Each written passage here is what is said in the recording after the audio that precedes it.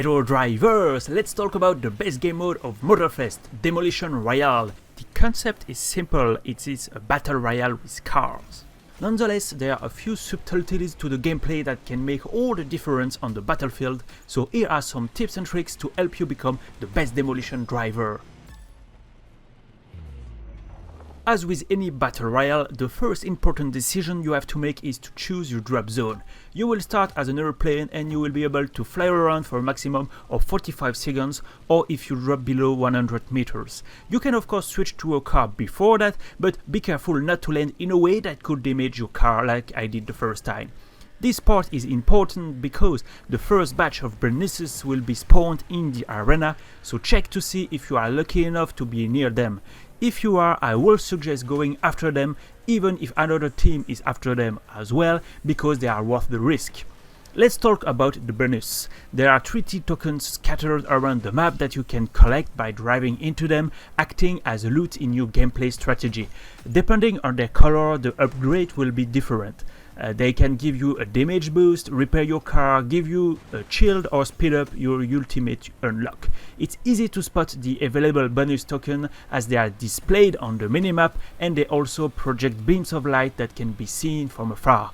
Be aware that there may be many players in the bonus area, making it a dangerous zone. After the first batch at the start of the match, more bonus tokens will randomly spawn, so stay alert and try to grab as many as you can so the other teams don't.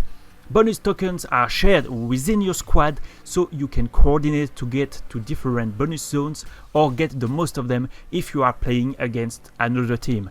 Once you have enough loot, or if you want to increase your ultimate bar, we will come back to this very soon, it's time to attack.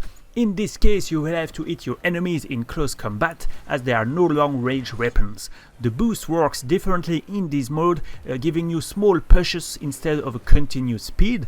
You can use it to do more damage if you time it right, but it also can be used as a last resort when you're about to get hit. It is best to hit opponents from behind or from the side. I would avoid head-on collisions unless the other car is stationary, as you can lose health as well. My suggestion is to stay close to your team, as this can confuse opponents who don't know which cars to target, giving you a window to hit them hard, or you can hit them first and then your teammate can finish the job. Keep an eye on the minimap, as all the cars are always displayed, so you can prepare your attack or defense. Demolishing opponents is the goal of the game, but it is also the best way to access your ultimate faster. The ultimate is the strongest ability of Demolition Royale. Once enabled, you transform into a monster truck with enhanced speed as well as better handling and damages for 45 seconds. There is two ways to increase the bar: if your team loots an ultimate bonus token, or by hitting opponents to get medals, for example after a spin, a roll, a flip, or a destruction. You can extend the duration of your ultimate by dealing damages or destroying other cars during this time, just like you fill up the bar.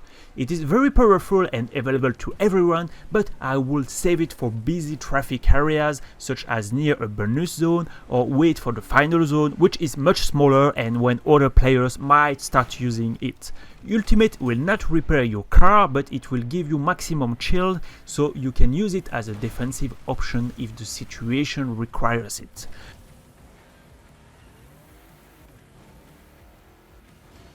Note that you will often see the same car in the lobby, especially since the game was launched recently. There are no licensed cars in this game mode, which is why the collision physics are better, but you can still buy different cars or change the livery of yours. In the main shop, just filter through the demolition category to see the list of cars available. The RPG system is disabled in this game mode, which means that all players have the same vehicle level, so changes are only visual.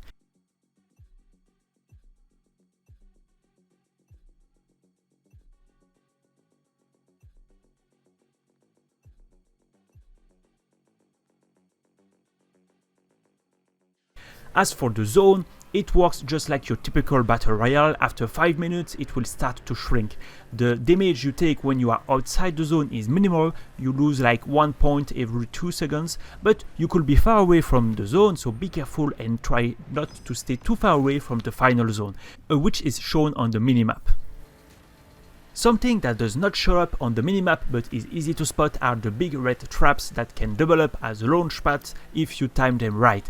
To be honest, I haven't seen much use for them yet as they are too predictable to be dangerous, but if you are the last man standing in your team, they might come in handy against 1 or 2 other players. The maps are varied with different terrain settings. One area will be bumpy but around an extinct volcano, so there is no vegetation, great visibility and no place to hide. Another arena will be flat but with lots of cornfields, so visibility is poor, although you still have the player's icon on the minimap.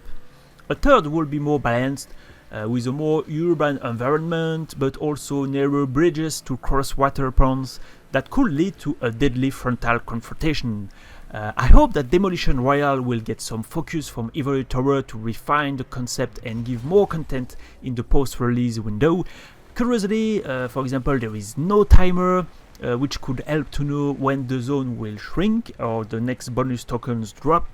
Other additions I would like to see are a ranking system, hardcore game mode, different bonuses, maybe something like a temporary minimap disruption because you rely on the minimap a lot, or even perks. But the simplicity is also what gives this mode replayability. I would also like to see more than 32 players in the lobby. Anyway, it's already the best mode in my opinion, and it still has room for progression, so finger crossed that Ivory Tower sees the same potential in this game mode to further improve it. And also something that is improving the channel are its supporters, rightly named the Redriver Club. Thanks to driverdimension.com, French Contact, Neuroscenes, Taken on YouTube, Paul Lanois, Mute, David Autosport and Denis Frontier for their support. Join the Redriver Club to unlock exclusive emojis, videos and a free highlight comment in the livestream chat. In any case, see you soon, drivers.